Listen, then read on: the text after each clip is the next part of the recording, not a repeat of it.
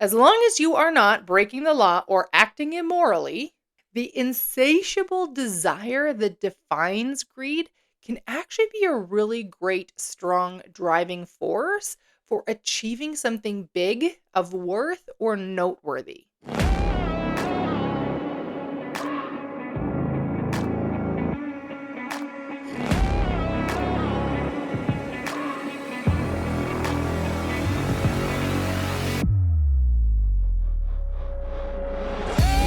Welcome to the Manifesting Millions podcast, where we talk about manifestation, money, and practical guidance to creating your dream reality. My name is Amy Van Meel, and I am an experienced coach and transformation guide, obsessed with helping you get out of your own way and create a life that blows your mind each day you wake up. My goal in this podcast is to share practical manifestation, self-awareness, and growth techniques in real talk conversations. So if you're ready to massively transform your reality, your finances, your relationships, and your overall enjoyment of life, you are in the right place. I am absolutely delighted that you're here with me today, babe. Let's get into it.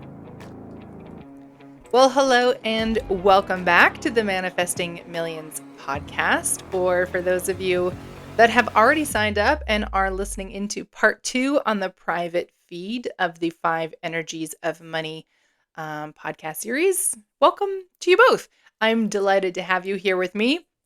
As you may hear, my voice is doing much better than it was the last few weeks on the podcast. I am feeling a whole lot better.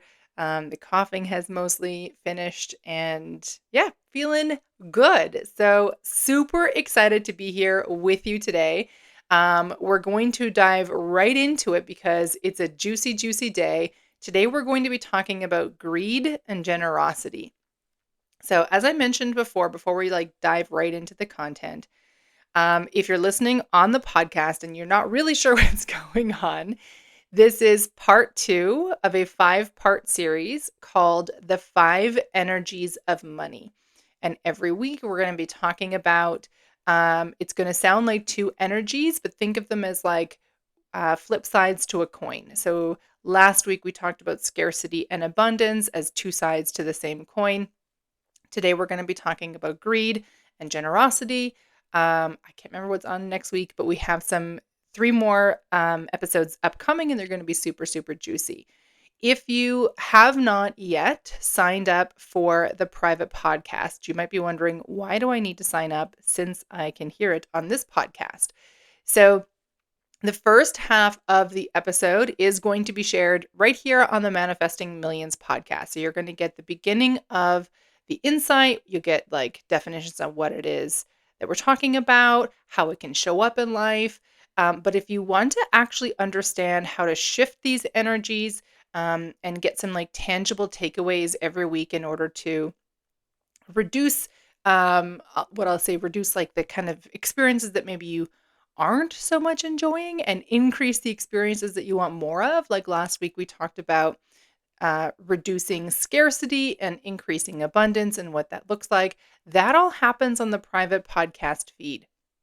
So in order to get that, you'll need to register. It's completely free. It doesn't cost you anything. You just got to head over to amyvanmeel.com/money and the number 5. And you'll see a very simple sign up box. You'll pop your name and your email in, and you'll get subscribed to the private podcast. So let's dive into today's topic. I'm just going to adjust my mic a little bit because I feel a little bit like off center here. So let's start by talking about greed. We're going to define both greed and generosity, and then we're going to go into like, what can it look like? How can it show up in our life?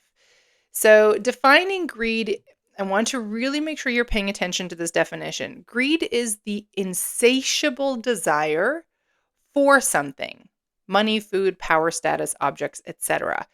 It's an all-consuming obsession that could lead to unethical or illegal behavior in order to obtain the thing desired. I want you to really understand that we're talking about like this insatiable desire, this all-consuming obsession, this like you can't stop going after it in such a way that it could cause you to act unethically, illegally, immorally in order to try to get the thing that you're after, right? Now, greed is highly associated with money, but the energy isn't specific to money. If you recall, the definition doesn't say it's the insatiable desire for money. It says it's the insatiable desire for something, right? Money is one, sure. Could also be food, could be power, could be status, could be objects, could be all kinds of things, right? When it comes to our fears around being perceived as greedy, we see it much more like a Scrooge type of action where we sort of hoard and we short others in order to keep more for ourselves. And the energy of greed is less one that we will embody or struggle with. It's much more one that we struggle with others perceiving us as. Let me clarify that a little bit. If you are if you're drawn into my audience, I guarantee that you are not a greedy person because that's just not the kind of person who is attracted to and interested in my work. That's not the kind of person I call in. So by its very nature, if you're here, even if even if you are going to find similarities in how greed shows up and what it looks like, and that is by design, because I want you to understand it could look like a lot of things, it still doesn't mean you are a greedy person. Okay. So that's why I want to just I'm going to say this again that the energy of greed is a less one that we will embody or that we'll struggle with. It's much more one that we struggle with others perceiving us as. So you're probably not often going to be like, oh my God, like I'm really struggling with greed right now, right? Whereas like if you're experiencing scarcity, you're like, oh my God, there's so much scarcity in my life right now. But there is a lot more concern that other people are going to think that we're greedy. So we don't generally look at somebody and say, they're really a scarcity kind of person, right? But lots of folks carry the fear that someone will look at them and say, well, that person is really greedy and they must be because, and then they'll list some reasons why they feel that way.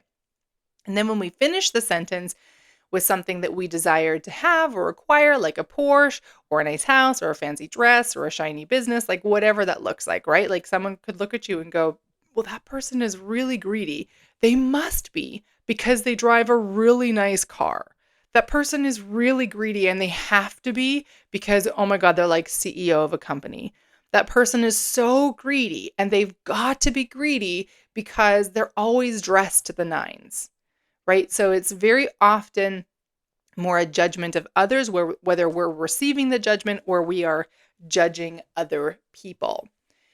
Now, generosity, the other side of our money energy coin today, generosity is a willingness to give help or support, especially more than is expected or normal. Okay, so just to clarify, maybe double down on that a little. So yes, generosity is about like giving, right? You're helping, you're supporting, you're in some way giving something, but the definition does call out that it's really like to be seen as generous, you're doing something more than is expected or normal. Now, this is a trait that many are admired for. Women are often admired in their generosity of service, men for their generosity of wealth. And I want to highlight that the definition of generosity specifically calls out that especially more than is expected or normal, because the danger in this add-on to the definition is that it dismisses any action that is within what a person deems as normal or expected. All right. So we'll often describe someone as having a generous heart, which is a key indicator that the spirit of generosity springs from our powerful soulful center. And if we keep that in mind, then it actually doesn't matter the volume of the action. Being generous is simply an expression of your heart overflowing into the world around you. So let's talk about how these two energies can show up in life. What could they look like? How might we experience them? Before I dive into each specific energy, just a quick note. As with all the 5 energies that we're discussing, greed and generosity, of course, can apply to all areas of life. And this is especially important to understand because society teaches us that greed, in particular, is very highly associated with money itself, when that simply isn't true. Right? We talked about that already, but I just want to double down on that because I really want you to hear that greed as an energy is not specifically tied to money. Yes, of course, this 5-part series is all about like the energies of money. And you might be going, well, Amy, isn't greed an energy of money? Yes, of course, but we're going to broaden that and look a bit more across of like how can greed show up.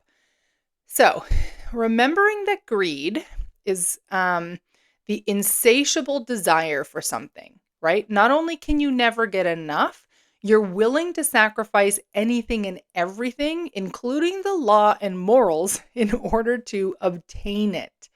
Now, what's very interesting is that this can also be perceived as drive, which is a trait that men in particular are respected, admired, and celebrated for. And ladies, let's be real, not often celebrated for women who are like highly driven, right? Like I would say driven is a good descriptor, but it very often can like it can slide over into descriptions like a ball buster, she's a total bitch, she's very greedy or hungry for power, things like that. So greed can also be perceived as drive, which again, positive trait in men, sometimes positive trait in women, whatever. But if we follow the true definition of greed as the insatiable desire for something, right, leading to illegal or immoral actions, it can give us a much more clear image of how greed can show up. Okay.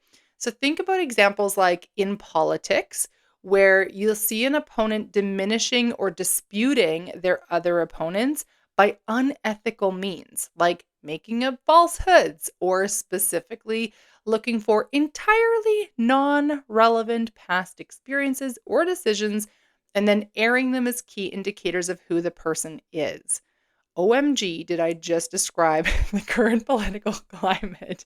No matter where you are, I feel like in the world. I would love to know if there's a place in the world that like this isn't a thing, but that seems to be happening a lot. That it's one of my chief frustrations with politics just in general. This is not a political podcast, but one of my chief frustrations with the world of politics currently is that this seems to have become the way political opponents approach, right? And the ones who are unwilling to lean into this less than helpful energy seem to come across as like weak or waffling or something to the rest of us. I don't know why. I don't know why people perceive that, but that's an example of greed, right? If you feel the need that you have to diminish someone else or dispute them by unethical means. I'm not saying, hey, this person is unqualified because I don't know, they're like 14 and they've never done anything. Like that's a different thing than like, listen, this person is 50 years old. They've had this really amazing career. They have really great ideas, but I need to diminish them and I need to make up, or pull like random stuff out of the ether in order to somehow bring this person down so that you can see me as a better candidate, right? That's actually the energy of greed. Let's say you're working a part-time job and a colleague asks you to update their schedule to allow them to take on more hours. All right, seems pretty simple, but you specifically don't do it because if you update their schedule to allow more hours on their payslip, it means you will potentially receive less hours. That's the energy of greed. It's also touching into the energy of scarcity. A lot of these will overlap. But this one in particular, that action is it's probably not illegal, but it's definitely well into the immoral, unethical kind of gray zone, right? Like definitely you don't want to be doing that. That's that energy of greed going, if I give this to you, it will mean less for me. A greedy-minded person may approach a buffet table or a group dinner and take the vast majority of an item, right? Knowing that it means that Lots of people are not going to be able to have any and likely not really caring. Though this kind of action, that person can like dismiss their action as like, well, if they're too slow, they miss out, which is, I've heard that so many times in my life from different people. And I'm like, no, you just don't do it all, right? Like, anyway, so that's another example of um, how greed can really like just impact our day to day.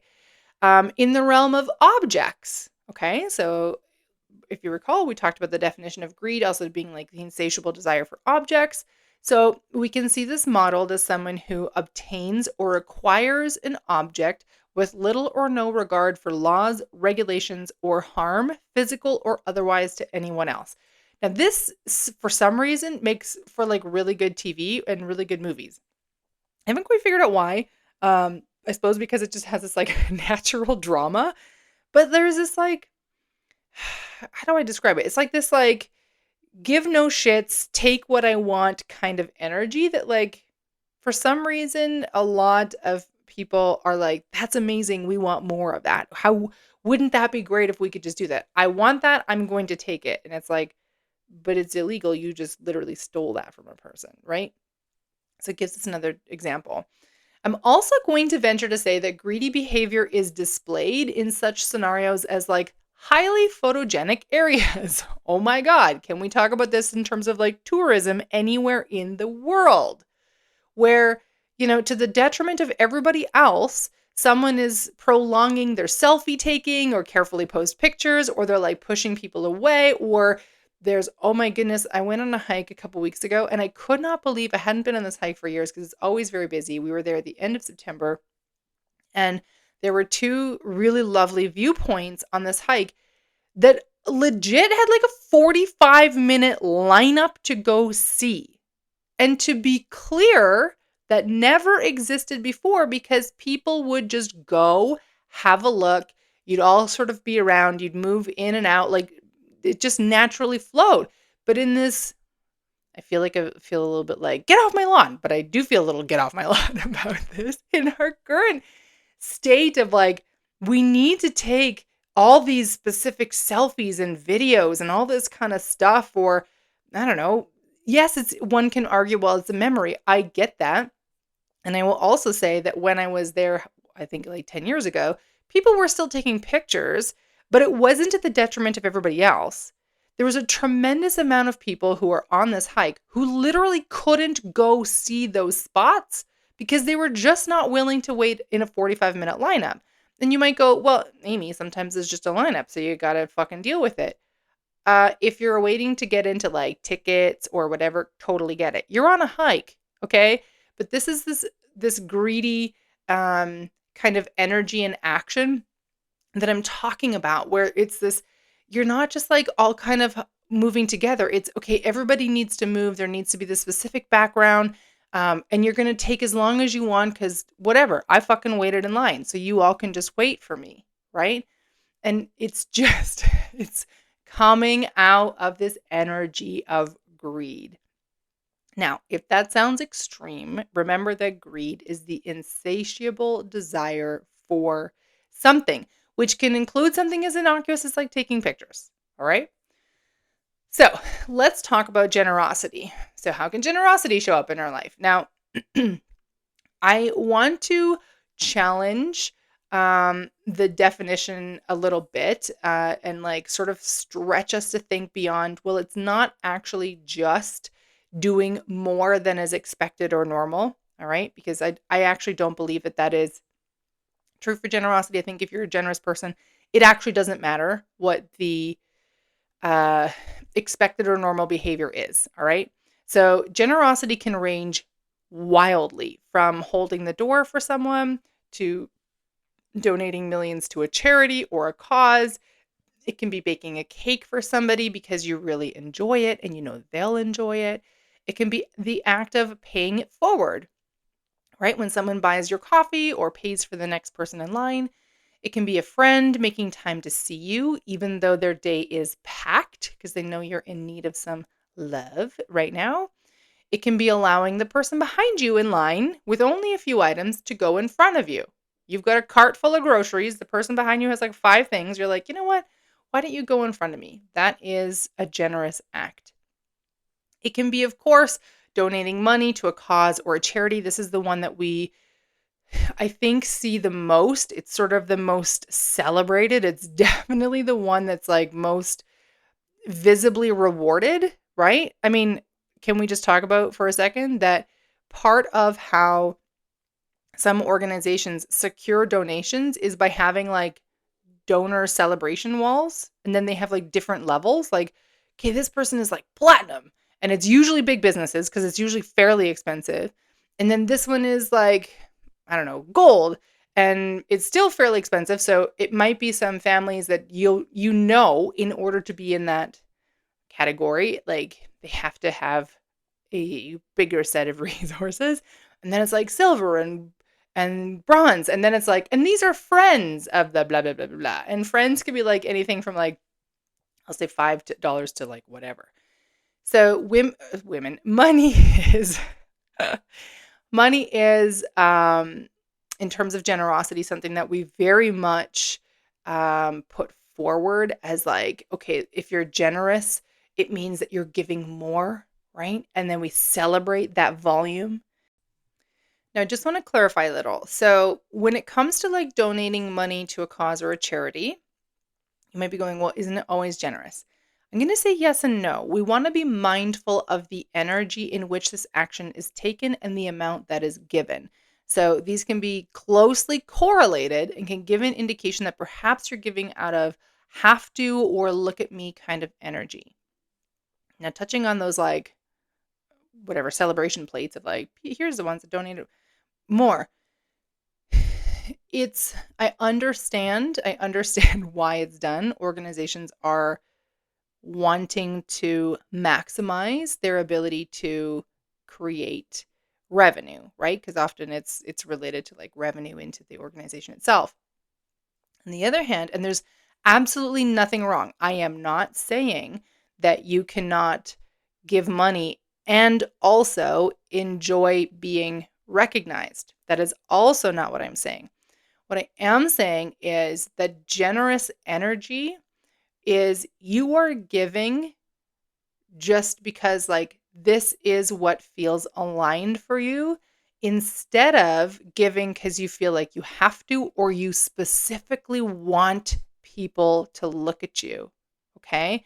So if you're like, well, I'm going to make sure that I donate enough to get on the gold section because then I don't know, like so and so down the street is going to go, oh my God, they gave so much. They must be so well off. Whatever it is, right? You might be kind of like rolling your eyes and laughing, but you can take this into whatever realm you want to do. There are people who, for example, will like, let's say your kid's having a bake sale at school and it's not good enough to just let the kid bake the cookies. No, they have to look amazing. So now you're going to bake them and they're going to be like expertly decorated. And you're doing it not because this feels super fun for you, but because you're like, I want to show how awesome I am as a mother or as a father or as a parent, or I want to show how amazing my child is because look, they brought these really amazing looking cookies. That's the difference, okay? We're talking about, so to kind of give you, I'm going to use baking because it's a perfect example. So last week, I baked and decorated 2 cakes for our 2 nieces. I love to bake. I love to bake. It brings me so much joy. I have so much fun when I'm doing it. And I know that like both the moms and our nieces are going to be delighted at having these birthday cakes.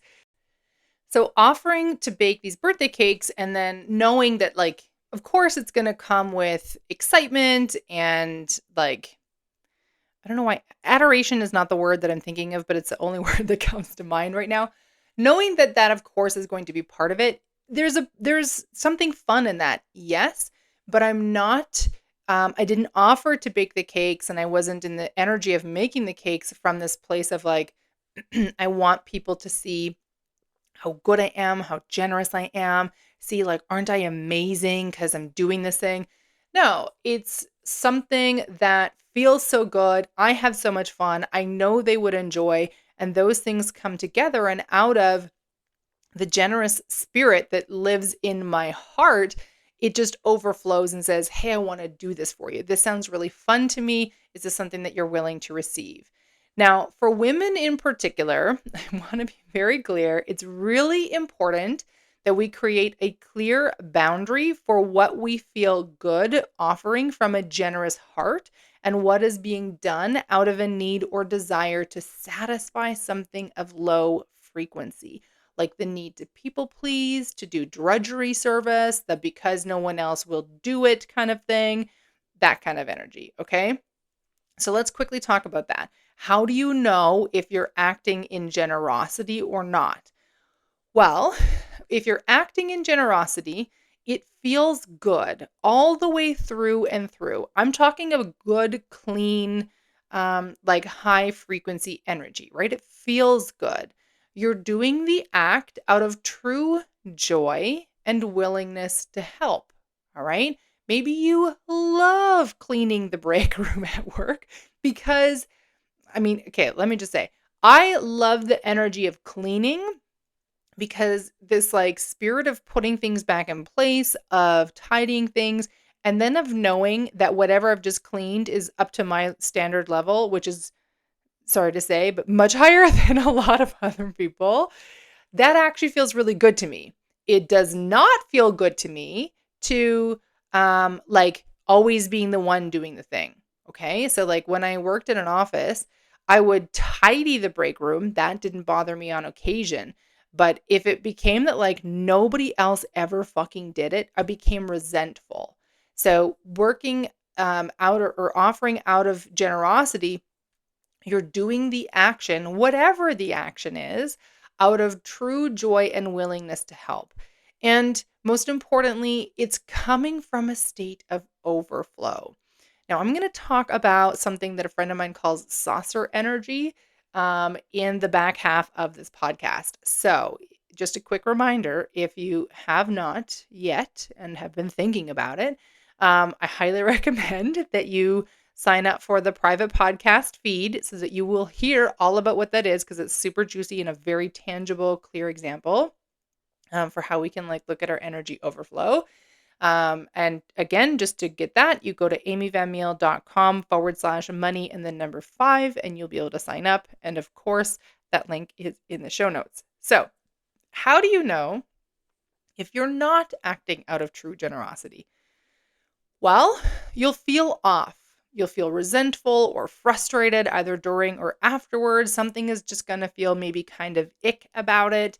I will say that like sometimes it's not going to seem super clear. You might do a thing and then like later that day you're just like, fuck, it just like, ugh, something just feels, you just feel annoyed or annoying or kind of frustrated with things. You might take it out on somebody else. And you're not really sure why you're feeling this way. You just know that you are feeling this way. And it could actually be a holdover because you took an action or you did something, which is still taking an action, I guess, that wasn't in a true spirit of overflow and generosity. All right. So that resentfulness, that frustration, that like low grade kind of feeling, whatever it is, can show up later, and it might not like be right away, but it also can be in the middle of it. You might be doing the act out of a sense of obligation or duty. Hands up, ladies, how many times have you done something that is considered typically woman's work, right? Cleaning the break room, ordering the snacks, bringing the snacks, ensuring there's coffee made in the office. I don't know, getting your kids run around to their activities. Getting the laundry done, reminding your husband for the billionth time that he has a dentist appointment tomorrow because you're like, I had to make the dentist appointment and you're probably going to forget, right? So things like that are done out of a sense of obligation or duty is an indicator for you that it's something that is not coming out of the true energy of generosity, okay? And it can sometimes come from an energy of like have to or wanting to prove or some form of lack. So we touched on that a little bit in terms of like if you're donating to a cause or something or like the bake sale or whatever, where you are trying to prove you have wealth, or you're trying to prove that you're a good parent, or you're trying to prove that like you can do it all, or you feel lacking in some way. And so you're like overcompensating in this, right? So if any of those things ring true, then it's a good idea or a good indicator that like you're not working out of the true spirit of generosity. Okay, let's move into what is great about greed, what's not so great about generosity. We've touched a little bit on it, but I'm going to clarify that a bit further. And just very quickly, if you're like, oh my God, Amy, like, what's with the throat clearing? It's the last holdover from the cold, so I apologize if it is a bit frustrating, but I'm hoping that by like next week we're back to full operation. So let's talk about what is great about greed. As long as you are not breaking the law or acting immorally, okay, that feels like bar none. The insatiable desire that defines greed can actually be a really great, strong driving force for achieving something big, of worth, or noteworthy. Okay, let me just say that again. As long as you're not breaking the law, doing something unethical, or acting immorally, right? Just aside from those things, that insatiable desire that defines greed can actually be this really great driving energy to achieve something or to do something. For example, think of a doctor who has an insatiable desire to cure a specific cancer. Often things like this will come with some kind of backstory, like perhaps the doctor witnessed a loved one that passed away from this specific cancer. They're like, that's it, I'm going to cure this. So this deep drive directs their actions and time into diving deeper than anyone else ever has to discover what could be done to cure or prevent this cancer. Their actions are wholly above board, okay? They're not doing anything shady. They're both legally, morally, and ethically like everything is good. They're all in the white. And while they might need to be mindful that they're not sacrificing the rest of their life for this desire, because that can happen, right? We get insatiably drawn in, and I'll talk about that further in the back half. We where was I? We get insatiably drawn in. As long as we're not sacrificing the rest of the life, then this doctor could accomplish something really great through the driving nature of this energy, right? That insatiable energy is this like, it just, you can't quite get enough, okay? I can't quite get enough of hugs from my husband. Doesn't matter. I will take hugs all day long until the rest of the time. It's one of my favorite things. Does that make me greedy? Sure. I will be greedy for hugs from my husband. Now, an insatiable desire also doesn't necessarily have to mean a dark energy. Okay? I, for example, am insatiably curious. I love asking questions. I love learning. I've been absolutely fascinated and slightly obsessed with learning about money and the human mind and why we do the things we do. I'm always so fascinated. I'll observe people all day long because I'm like, why are they acting that way? Why are they saying that thing? What must they believe to be true? Why do they do these things, right? This insatiable curiosity has led me to having some really great conversations. It's brought me to some pretty interesting jobs. It's led me to creating the business I have today and continually growing my knowledge base. Okay. Like I'm constantly reading, I'm constantly listening to podcasts. These are things that I am just interested in. And that insatiable curiosity is really like driving that forward. Now, there are things that I'm not interested in. Okay. And that insatiable curiosity doesn't extend to those areas. So it's good to remember that the insatiable desire can also have bounds, right? Like I'm I'm hugely curious about money and psychology and the mind and like manifestation and all those things. I'm not really interested in, I don't know, like gaming, for example, or world politics, or what's another good example? Like arboristery. What is it when you're a tree surgeon?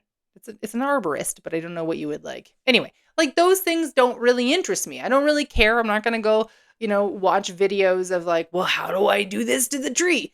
Other than when we're planting the tree, okay, what do I need to know? Get it in the ground, make sure that it's healthy. How do I support it? Good, done, next, right? Whereas, for example, money, I will just keep reading and learning and questioning and asking and like trying to find out more and more. It's why I'm really fucking good at what I do. And it's why the Building Vampires program is so good, because I've taken all of these, like more than 2 decades worth of curiosity and learning and experimenting and tossing out what doesn't work and discovery. And then I've simplified it into a program that you can easily take in 7 weeks' time, and you can not just learn about money, because that's huge. That's the whole intent of the program, is to help you transform your relationship with money, your understanding of money, how you experience money in your life.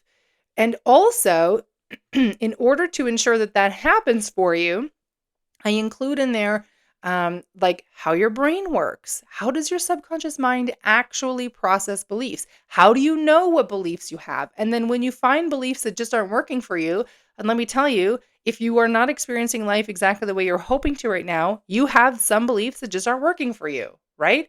That's fine. There's nothing wrong with that. But we want to shift those, because in order to create the life that you actually desire to live, it's important that you set up the instructions. And I explain all of this very clearly inside Building Vampires. The instructions so that your brain can execute for you and help you create the life that you desire. So that's all part of the program.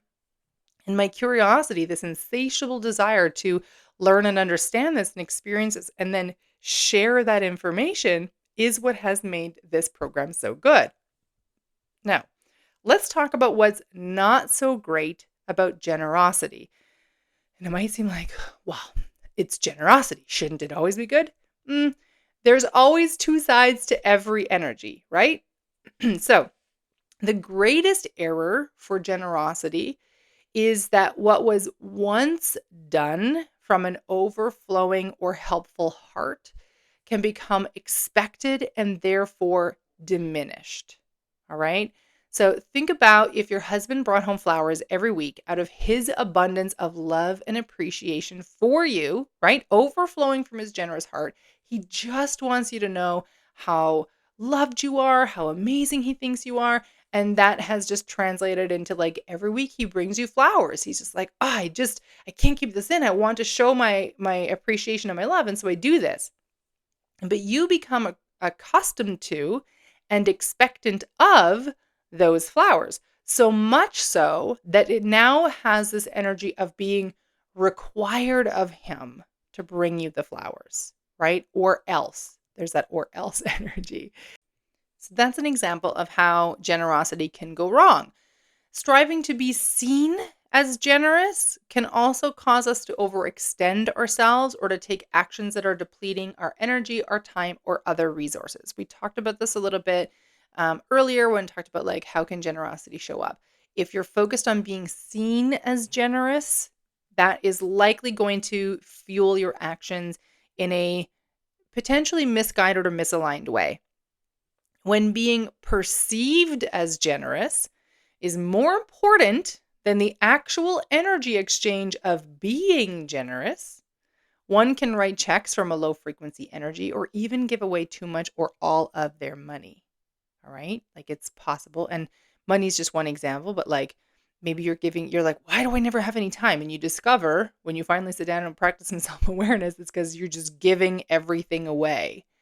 Right. This is something that the word survivor's guilt, it's not correct, but it's sort of like that's what popped into my mind where I'll call it maybe an abundance guilt, right? Where you have a wealth of resources, you want to be perceived as generous, or maybe you just like got a small windfall. Again, you want to be perceived as generous, and that perception is more important to you than actually like the energy exchange of being generous. So you give it all away or more, and you're like, why the fuck did I do that?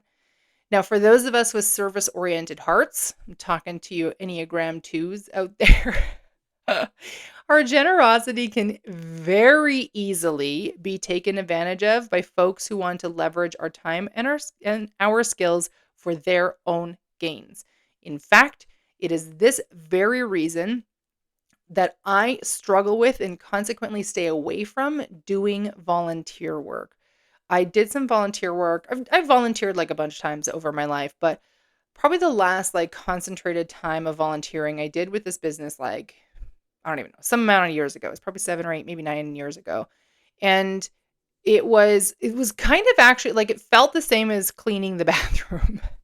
When I was younger, I always was asked to clean the bathroom. That was always my job. I got so fucking annoyed because I'm like, why can't someone else clean the bathroom?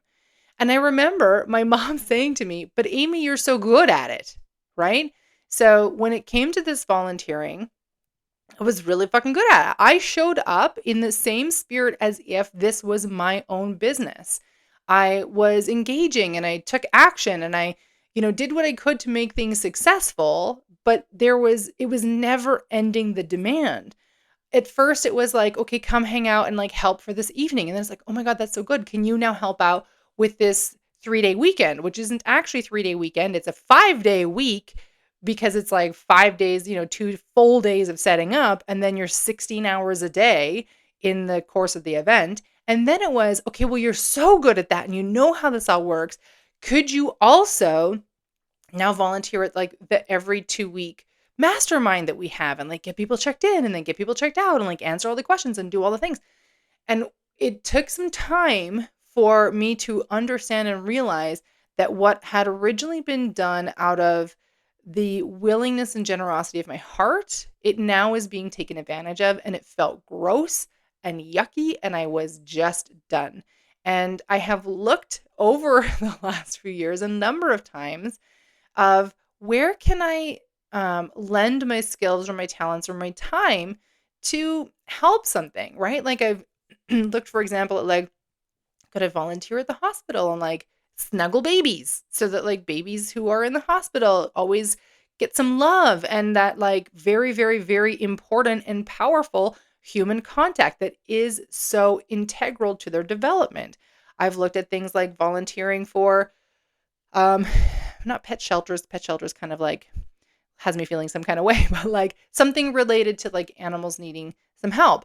But what I found was, at least so far in my research, and let me know if you have something that isn't that way. What I found all the time was there was a couple of things. There was a huge demand and expectation of time. So it wasn't this like, hey, volunteer when you can. It's no, if you need to apply to be a volunteer. All right. If you apply, you need to be ready to give 8 to 20 hours a week or whatever, making this stuff up. But like it was a lot. It was often way more than I'm like, who can do this kind of stuff, right? You have to give X amount of hours every week in order to like be a volunteer. And oh, by the way, if you're going to volunteer, like you're doing the shit. Okay? So like for example, if you're volunteering somewhere where it's like animals, like you're potentially like cleaning out cages and like restocking dog food or whatever. Like it wasn't the things that actually are enjoyable to do. And what I've noticed over the years is that there's been this expectation and demand on volunteers and a real disrespect for the energy and time of that person. And until I find something that actually like feels good and like is a balance of like, okay, listen, if for example, I were to like volunteer at a racing stable or like a show jumping stable, like an equestrian stable or something, and like 4 hours of the 6 hours that I was there, I get to, I don't know, groom the horses or ride them or lead them around or whatever. And like 2 hours of that, I might have to like restock the tack room or like maybe shovel out a couple stalls. That's not the end of the world. But like when the bulk of it is that you're doing this like grunt, gross work that just nobody else wants to, that's where I really struggle. Let me come back because I've sort of gone on a diatribe of like, here's what I don't like about volunteering. So let me come back to my notes about volunteering. So yes, okay. So generosity is like that. It can go badly when it's being taken advantage of. Okay. And then the problem with generosity overall, as like an overarching umbrella issue is that the demand for more is unceasing. If this time you give $10, for example, next time you might be asked for 20. And if you give 100, the next time you might be asked for 1,000. And if you give time, energy, or money once, you're instantly labeled as someone who is generous, and therefore you're among the first to be consistently and constantly asked for more. I remember this phone call so clearly. It was probably about 6 months after I graduated, maybe 8, graduated from university. It cost me a shit ton of money to go to university. I was broke AF. I was working and like paying my rent, but like there was no extra. And I got a call from the University Alumni Association that was like, hey, can we sign you up for continual donations? And they wanted to start at $1,000 a month. And I was like, are you fucking kidding me? I'm very sure that I said some version of this to the person who called, who I know was just only doing their job. But I'm like, you've got to be shitting me right now. I just paid you $40,000 in tuition. I do not have that paid off. Do you think that I'm just like rolling in money when you've given me a degree but haven't helped me find a job or anything? Like, what the fuck is going on? That's what I'm talking about. That, generosity has this unfortunate and very annoying sort of underbelly that, like, if you're generous once, you are constantly in demand for being generous again. And because generous hearts are so often taken advantage of, people become less and less generous.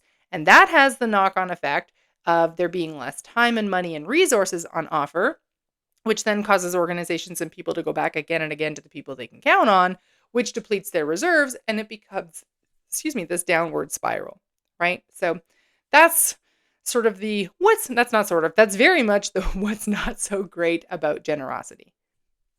All right, for my Manifesting Millions listeners, that is it for today's podcast episode. If you want to hear the rest of this episode, where we're going to talk about how do we shift greed, how do we maintain generosity in a healthy, joyful way, and some like key takeaways to actually take this insight and put it into action, then in order to get that, you need to register for the private podcast feed, The 5 Energies of Money.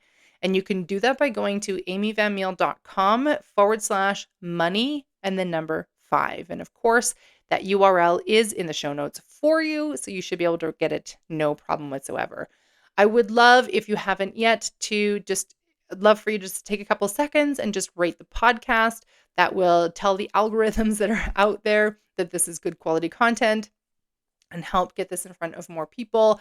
And if you've been really enjoying this series, even if you don't apply, that's not what I meant. Even if you don't sign up for the private podcast feed and get the fullness of it, I would love if you would share this episode. Share it with friends, share it with family, let them know, hey, this is kind of good. I'm learning some really great things in here. That would be so great. I would really appreciate if you can do that.